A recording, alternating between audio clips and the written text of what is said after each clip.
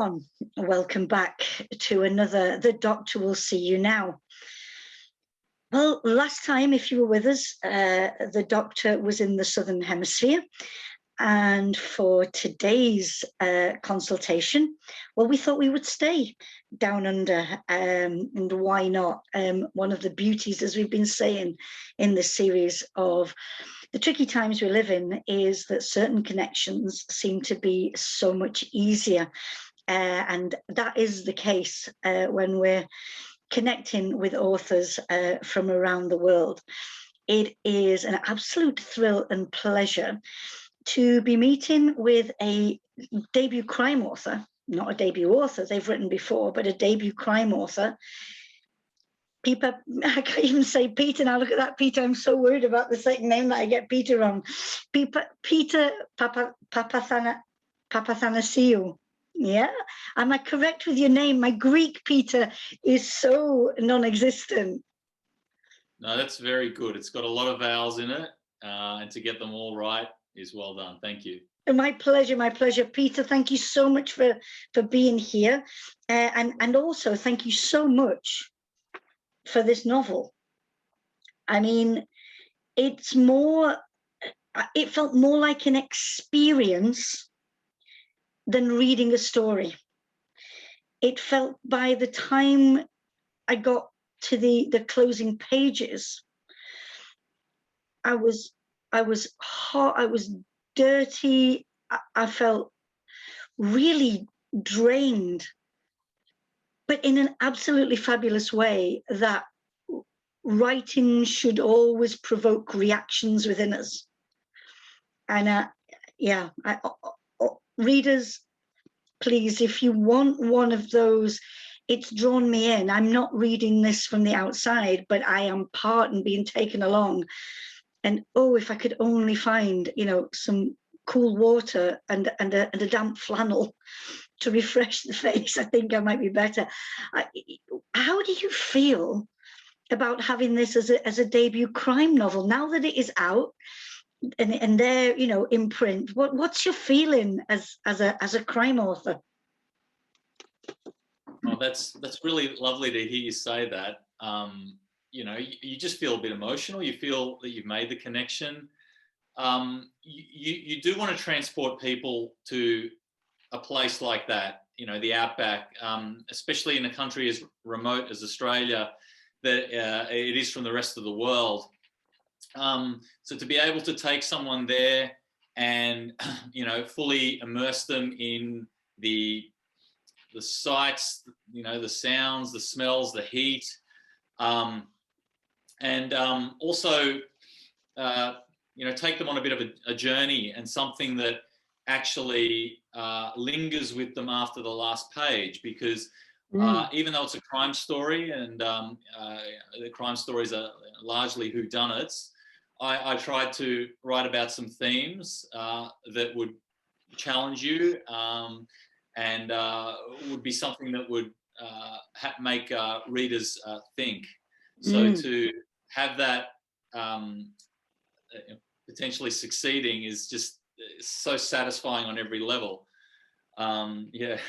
And I have to say, another reviewer that I saw, and I thought they captured my thought about this, that it had, because of the issues, and we'll talk about them, because of the issues that you raise, that social commentary that comes out, it reminded me, it made me feel like I was reading Scandi Noir, but in a really hot, dusty, grimy environment, that, because that thing of, this, as you say, this isn't just a whodunit. It's not just let's get to the end and find out, who dispatched, the victim, who is responsible for it, but actually let me shine the light on certain issues that we need to talk about. So yeah. It was the idea of writing more than a whodunit. And I remember working with a mentor who said to me, I like that you write about important things. And they phrased it so simply, but it's something that stuck with me. It resonated with them, the idea of not just writing, for the sake of writing. It's pleasurable and you know, challenging, but also trying to say something about a topic that's important to you. Yeah, yeah, and that is powerful stuff. If we can just look a little bit further back in your past, I read that you have a PhD in biomedical sciences from Australian National University, and a Bachelor of Laws as well. But I wanted to, what's a lovely scientist like you doing in the murky world of crime fiction? Well, you know, I enjoy reading it. I've enjoyed watching it on television and films. But I guess the thing that you mentioned there that is the key is my law degree. That I specialised in criminal law, and I remember when I went to do criminal law, I was told, look, Pete, there's not a lot of money in it. You know, you're defending people or you're prosecuting people, you know, who are generally undesirables, unless you're working with white collar crime. I think they said if you want to make money, you do corporate law or you do family law, just based on the number of divorces. And I was just interested in criminal law, and I wrote an honours thesis on it. And it was on the topic of provocation, and I found it super interesting, but I just never pursued it as a career. So, you know, when you're studying those cases, you're finding out about people's motivations, events, you know, analysis behind those events. So I think that was really where the seed was planted. And then I went off and did a PhD in biomedicine. But I always, even as a young child, loved writing. I always sort of harbored ambitions to return to it. Wonderful. I am so glad you did. And I'll come back a little bit later to look at, you know, the seeds of this story and the origins of it. But everywhere where you look at the publicity for this book, so it talks about a new Australian Outback Noir series, which is thrilling to think that this might not be the only book featuring you know, at least some of these characters. But to be thought of as someone who writes Outback Noir, first of all, can you tell us what that is for any of us who aren't familiar with, you know, Australian crime writing? And secondly, are you happy to be, you know, given that label as an author that is producing this subgenre within crime fiction? Well, I think Outback Noir is just sort of a marketing term that has been created. Another phrase I've heard is Kanga Noir. Wow, yeah. Which is quite catchy. It's basically, it's just Australian crime fiction set in the Outback, which is what we're known for internationally. I've always found writing in that setting to be more interesting, more evocative than writing in an urban setting. Just the setting itself, you know, the landscape, the heat, the animals, the characters you encounter, the architecture or lack thereof. So I just find it a really, there's so much material there. And I guess when you, you know, come out with a novel like this as your debut novel, you'll get, you know, called a Outback Noir novelist, and that's fine. And I am working on the second book in the series now. So, you know, crime fiction is publishers and producers love it because it does have that adaptation potential and that series potential. Definitely. I mean, I know I thoroughly enjoyed it. It was called The Dry. Yeah, there's the series called The Dry, and I really enjoyed that. And when I read Outback Noir, I thought, oh, but I have to say, yeah, you do something different and something wonderfully different with what happens in that setting. I think that's the thing. Yeah, the backdrop might be similar in a way, but I think what you're doing and that is, I think that's refreshing as well, to think that just because it has a certain label, it might do certain things that we expect it to do, but it also takes us elsewhere on the journey, and that was lovely. Now, Jane Harper's really the queen. You know, she kicked the door down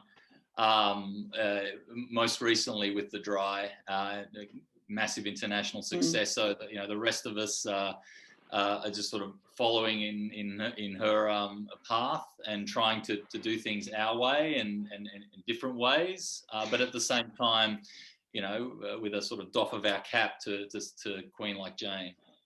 And I think that again is the beauty of the crime fiction world and the genre itself, that says, you know, here's a possibility.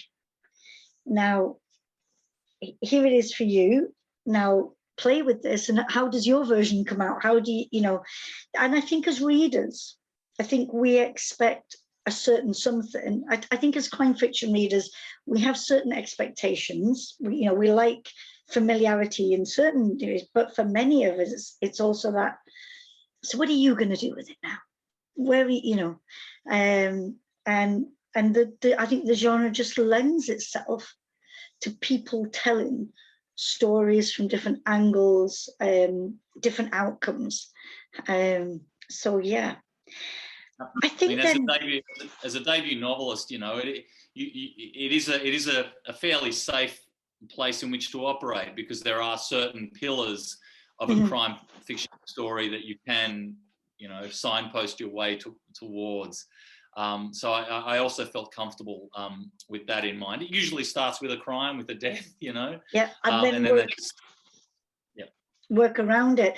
So what you've just said, if we can go back to the seeds then of this story growing. I read online in an interview that you gave, and I think it's one of the most beautiful phrases I've read in recent times. And you said, never underestimate the power of yearning with regards to creating this story, you know, or beginning it. Can you tell us what you meant by that? What were the circumstances?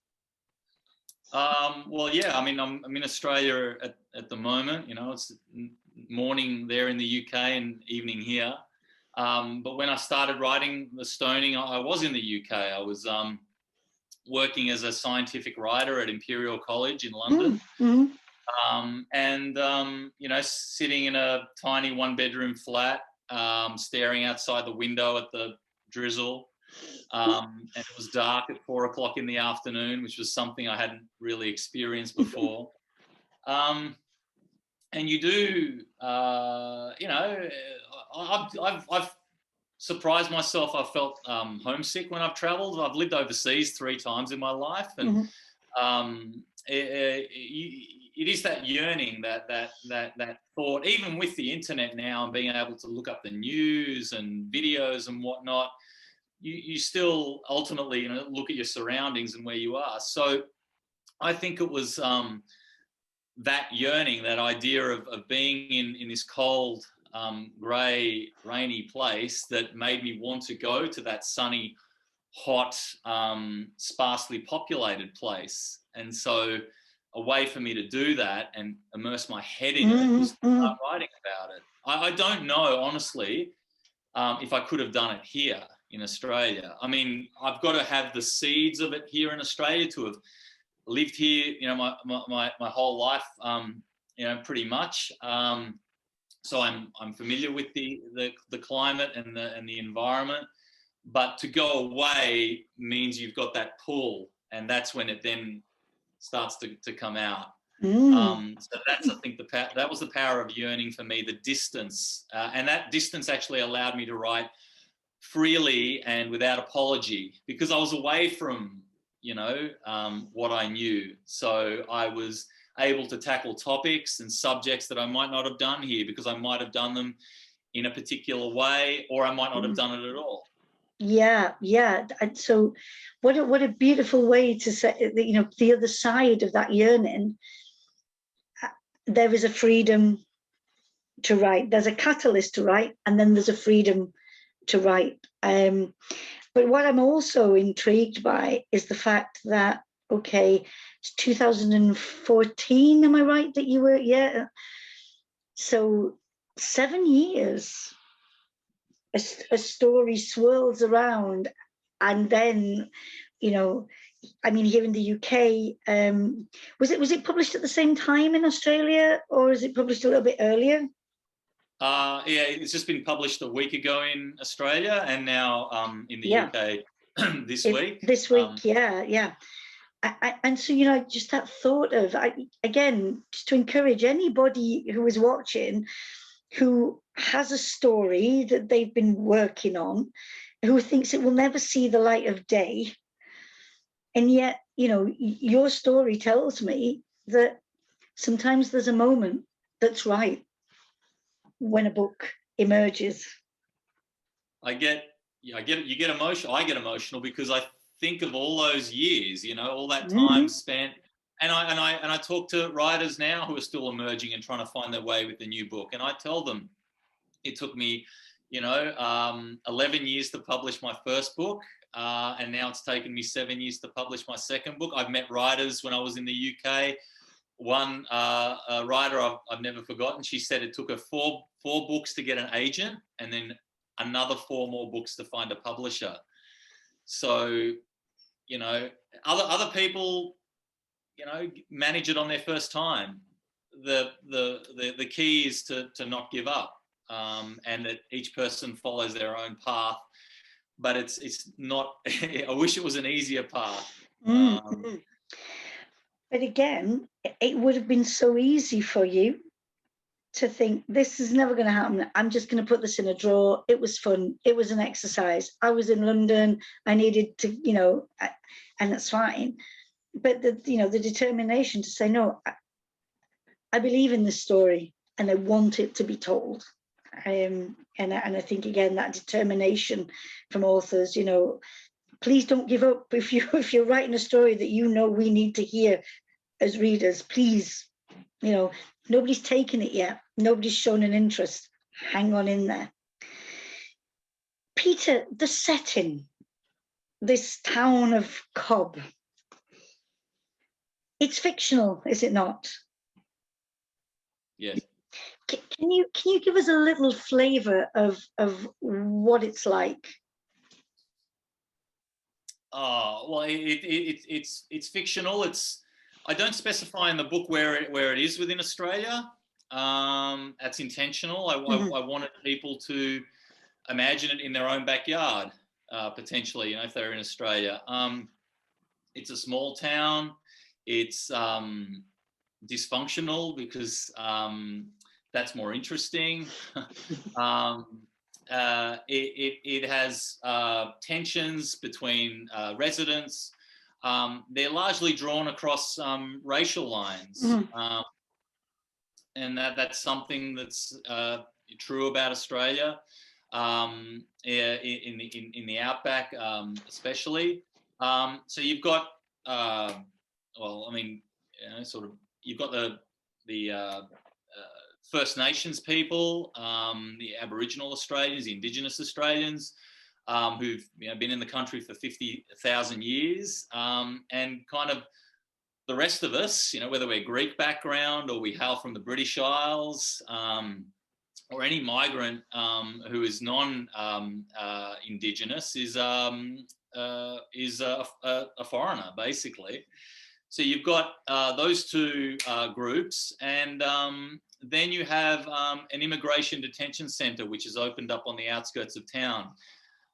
And that's been put there to, it's a reflection of Australia's policy towards asylum seekers and refugees, that we detain them. There are detention centres in cities, but they're often in remote locations. A very famous one is on Christmas Island. Yeah. So it's not even on the mainland of Australia. So I think in the book I said it was like you've got 2 siblings that are fighting, and then a cousin moves into the town, and they start fighting as well. So you have these now you've got these 3 different racial groups, and they're trying to get along, and it's not really working. And then there's a crime. So it's a hot town. It's sparsely populated. It's not got very good mobile phone coverage, which is partly true about Australia, these distances, but that also adds another level of tension, that you've got a detective who's got mobile phone reception that's coming and going. And in all that you've said to us, I mean, this isn't, it's a fictional story, but these kinds of places do exist. Yeah. And so what I was struck by was the fact of, from the center, you know, if we take those big cities, so from the center to the periphery, and even in the 21st century, how immensely different life is, and how there seems to be, you know, very little, seems to be very little connection, you know, like the big cities seem to be doing their thing. So, you know, authorities, facilities, just, it's like the forgotten spaces in Australia. Is that a correct way to see this?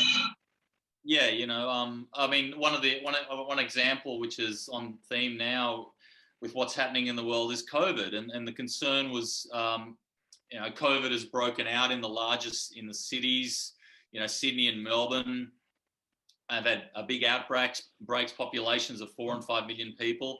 And the fear has been if it gets into the remote communities, because just the medical services there are just not set up. You know, so people there are especially vulnerable. I wanted to create a town. It does borrow from certain real towns within Australia. I won't name them. Yeah. Have immigration detention centres. I mean, you can look them up. Cobb is also a town that has a drug problem, and that is a problem within rural communities.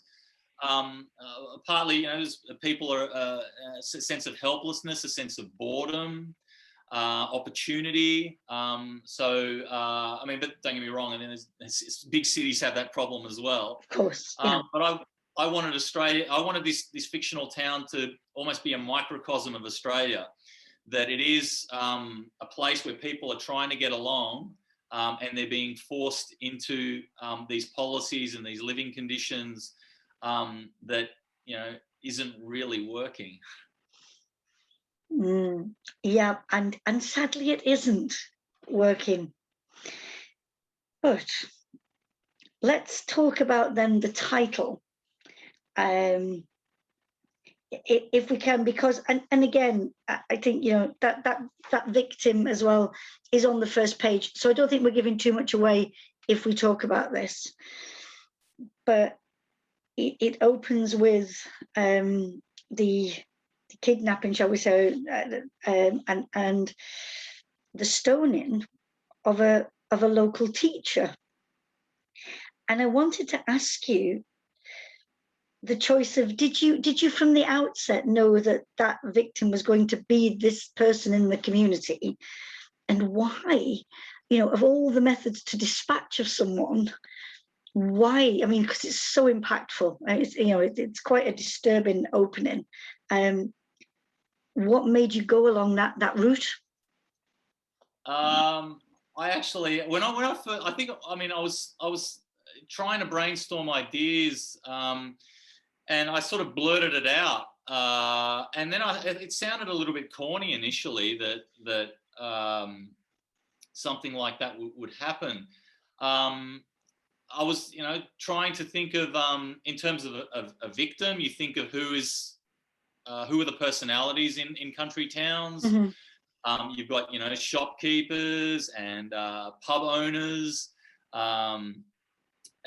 You've got sort of local politicians, and then you've got schools. You know, there are kids there, so it sort of just developed like that organically. The idea of it being a local school teacher, you know, beloved. You know, so that sort of pulls at the heartstrings. That's something that everyone is familiar with. You know, a pub owner is similar as well, a bar owner, but a teacher is someone who looks after children and teaches them right from wrong and has a good relationship with parents.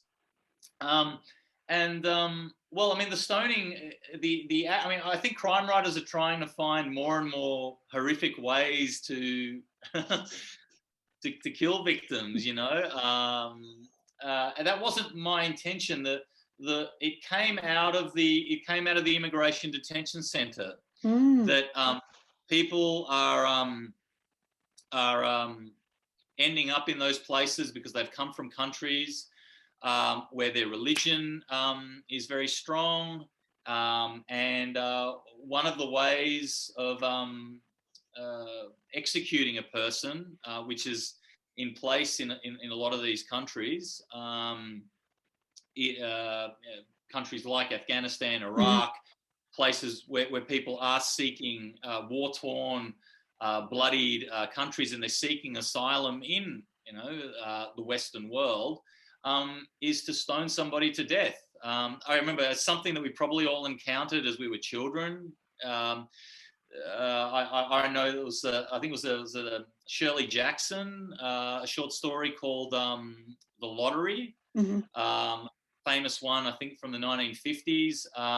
And it was all about a small town that was going to go stone someone, and how the dynamics of that occurred. You don't really realize what it is until right at the end. So you can see how it kind of all sprung organically. It all sprung from the setting. The setting all sprung from me being, 15,000 kilometers away. So the story just starts to blossom in your mind. And you might ask me shortly about, who's the protagonist, who's the detective, and that's someone else who happened to me naturally. Exactly. Great minds think alike, because into this distant space with all its problems, there is a resident group of police officers that we'll get to in a minute, who maybe aren't as efficient as they could and should be. But into that mix comes your main protagonist, George Manolis, yeah? Tell us about George, where he came from in your head, and where he's come from in the novel as well. Why is there this need to bring somebody in from outside? So first of all, George's origins with you. Okay, so, George Manolis sounds like a Greek name.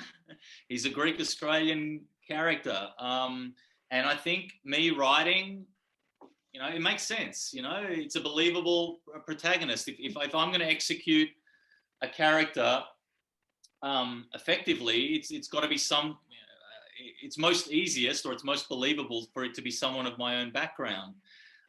He's largely based on my brothers, some of his characteristics. So he's kind of an amalgam of me and the two of them.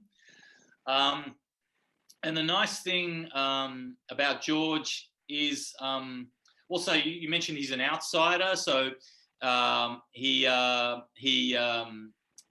mean, the outsider going into a small country town or a small village is a very familiar formula, and it is a way of sort of holding the audience's hand and saying, you're an outsider to this story, well, so is the person that you're going to experience it through.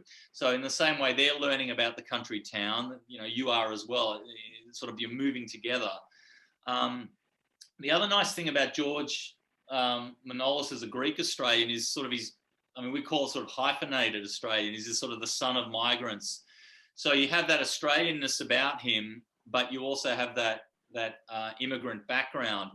And for a story that was supposed to have in its themes culture, race, immigration, asylum, refugees, you have to have a character who can kind of have one foot inside that camp and one foot outside that camp. So he was a really, really great device to give that Australian perspective, because he grew up in Australia, but also that non-Australian, that foreign perspective, because his parents are from another country and they came to Australia for a better life, in the same way refugees and asylum seekers are still doing that today. Doing that.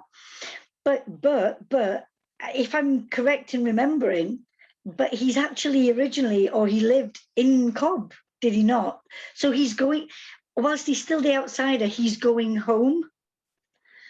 And I think that I mean, and that brings a whole different aspect to the story. Well, it is that idea that he grew up there, but he's long since left that town, and that then offers you opportunities for, you know, people to sort of recognize him but not recognize him. He's changed. He's grown up in another part of Australia, but his family, you know, came to town and to Cobb and set up a business, which was a Greek milk bar. And that is something that is, you know, true within Australia, that Greek migrants who came out here, they fell back on those catering traditions. And I think at one point in time, there were several thousand milk bars in country towns and cities. There's not many left here now, but between the 1930s and 1970s, there were a few thousand. So that's the time when George grew up in Cobb and then left and became a police officer in the city. And so him being sent back, why is it that this investigation into this horrific murder, why can't the local police force just deal with it?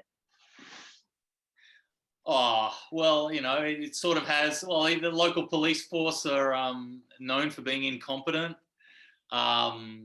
Again, it is that familiar sort of crime formula of having a good cop and a bad cop, a competent policeman and someone who's just sort of drawing a paycheck. And then you've got that conflict of that outsider coming in and the people within the town not really wanting him there. So it's just a very fertile ground for exploring tensions.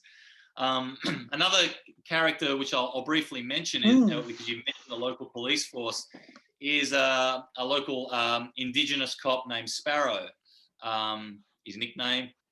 And he is a young Aboriginal policeman.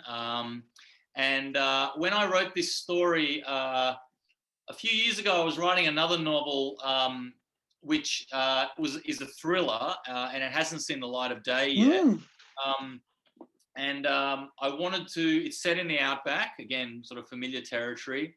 And I thought, well, if I'm going to write a book there, you need the presence of a first Australian, you know. How can you not have them represented? And I was speaking with another mentor at the time, and they said to me, don't do it, Pete. It's actually really fraught. You have to get it right, and it's a very difficult process because Australian writers have tried to tell first Australian stories and gotten it wrong. So for that thriller, I actually avoided the Indigenous character, but I thought, man, I simply cannot write this book and not have a voice that belongs to that, you know, side of Australia.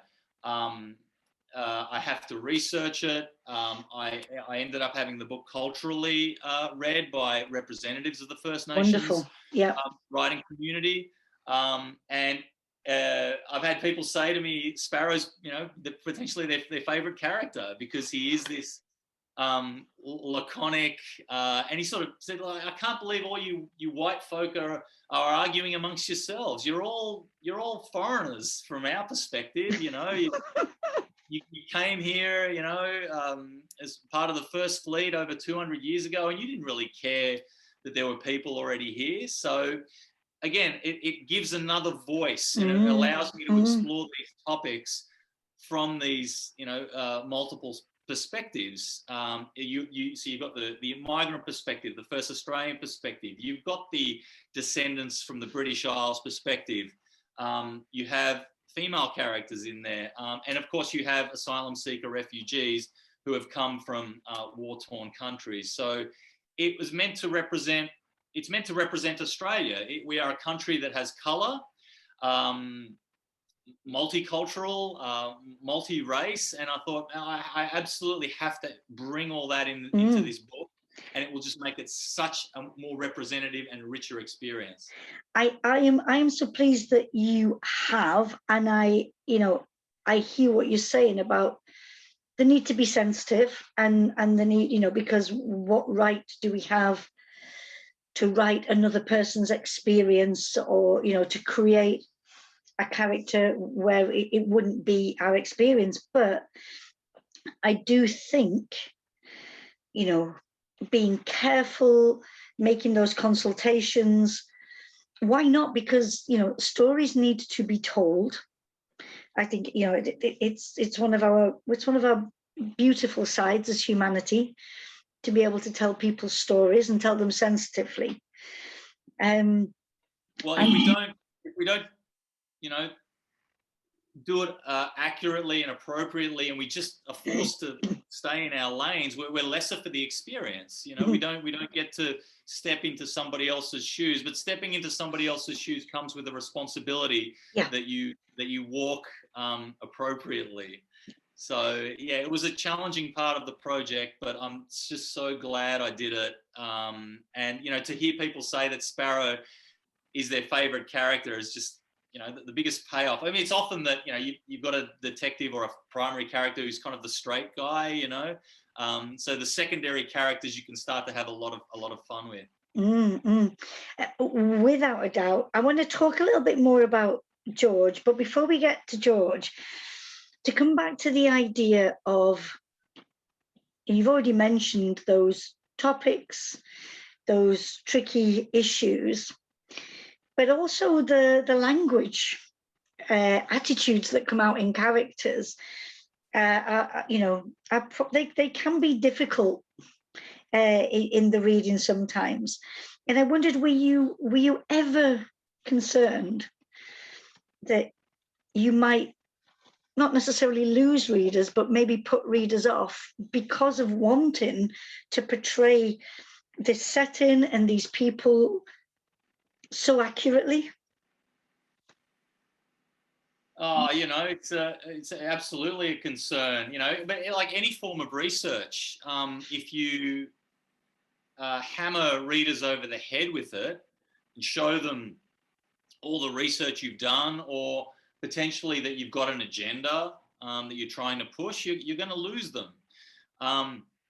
So it needed to have a balance. It needed to be presented in a certain way to allow, I mean, what's the phrase, is you're going to, you don't hit people over the head with a hammer. You try to enter from the back of their heads and come out that way. So it's sort of a more subtle way of getting inside their heads. But yeah, I was absolutely worried, and I hope I've got the balance right, because I wanted to tell a story that wasn't just a whodunit. It is still a crime story that has you know, tension and action and momentum, and you know, it's continually moving forward with an investigation. But behind that investigation, there's sort of something simmering. So when readers get to the end of the final page and they find out, you know, what's happened, they've hopefully gone on a bit of a journey, and they've, all that simmering stuff has managed to seep into the back of their heads and just sort of sits there for a little while.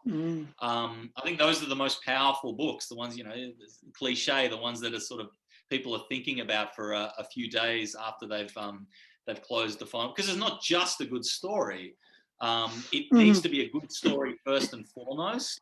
You can't sacrifice that unless you're writing nonfiction. But even nonfiction can get very, you know, creative and tell great stories now.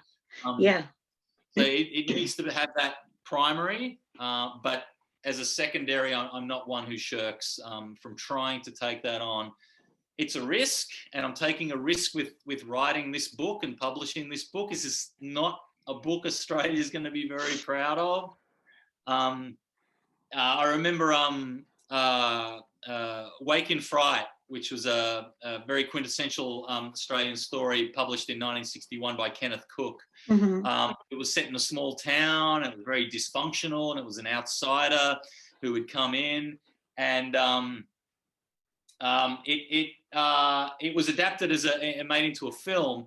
It starred one of Australia's most beloved actors, Jack Thompson, and it was a screening of Wake in Fright And somebody in the audience stood up and yelled at the cinema screen and said, "That's not us," you know, as if to say, that's not us Australians. What the hell is this?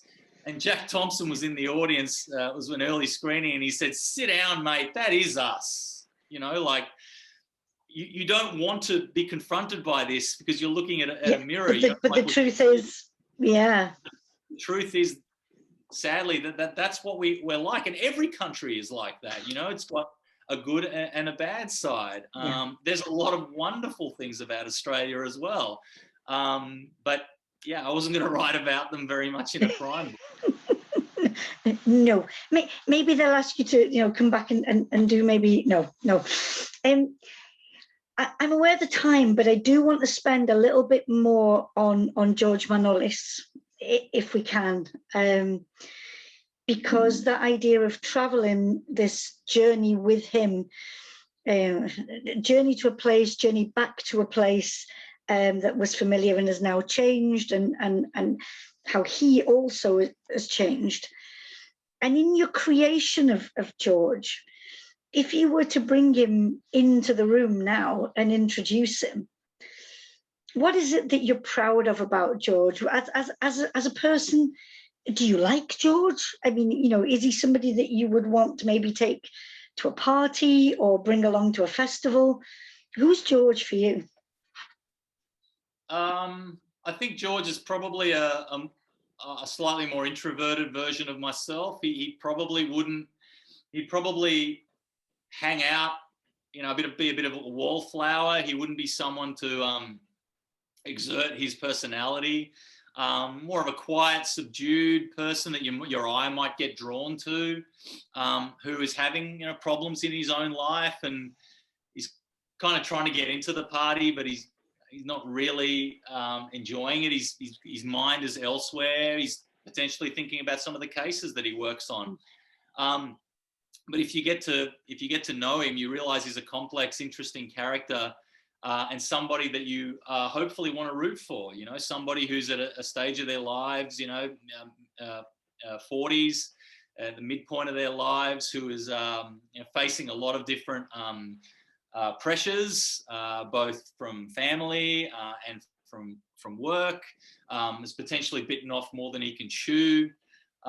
So he probably wouldn't be hugely comfortable at a party, but be somebody that if you spent a little time with and got to know, that there would be a payoff there. Myself, I'm a little bit more gregarious, a little bit more extroverted, and you know, I think that's fine too.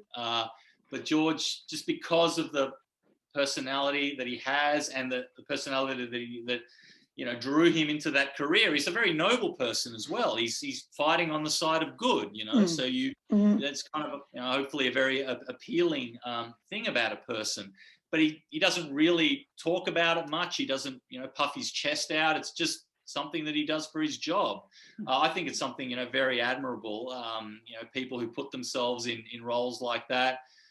Similarly, healthcare workers now during a global pandemic, you know, they are fighting another enemy as well, and we tip our caps to fully. So I think George is someone who's complicated, but you know, friendly and hopefully likable.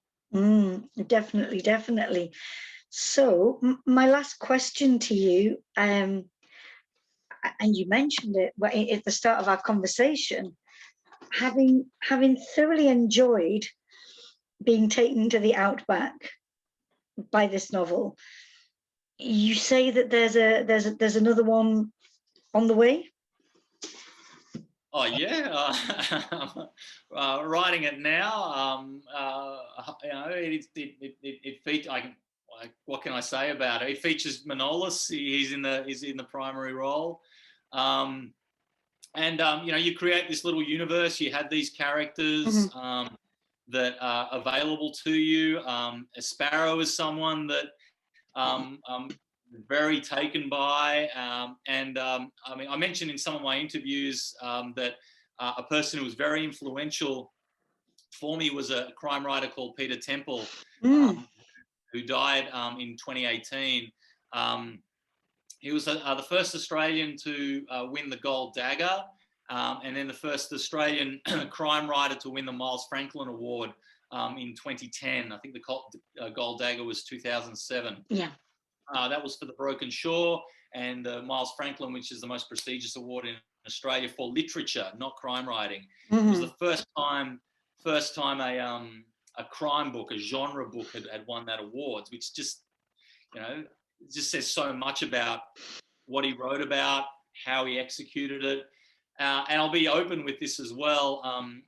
He had a character called an Indigenous cop, a secondary character called Paul Dove. So he had a dove and I had a sparrow, and it's just I thought, I was that influenced by him that Beautiful. I thought, what's a really likable, familiar bird? So Peter Temple, he's no longer with us now, but he was writing Outback Noir before it was known as Outback Noir, and then that mantle has been picked up by writers like Jane Harper and Chris Hammer, and they've now taken the torch and run with it. It's on the page how much someone like Temple influenced me. How utterly, Peter, thank you for sharing so much about how the stoning came into being, your influences, why you wanted to write this book. We just wish you all the very best with it. I mean, at some point we would love to be able to welcome you over to Newcastle Noir, because we love receiving authors from around the world, as well as our local authors. We like to mix it up. So if ever that's possible, let's keep in contact and see if we can bring you over. But it just remains, sorry. I left a lot of friends and, people that I know in the UK, and Australia and England have a long history, and appreciation. So to finally have a genre that, is being embraced by the literary community over there, and it just taps into everything that Australia is known for, but just, tweaks it a little bit, makes it that little bit grimmer, that little bit more compelling, and a little bit more tense. So I'd love to sort of come back, and I will come back and fly the flag and represent for Australian authors. Thank you for having me. A pleasure. Goodbye for now. Bye. Thanks.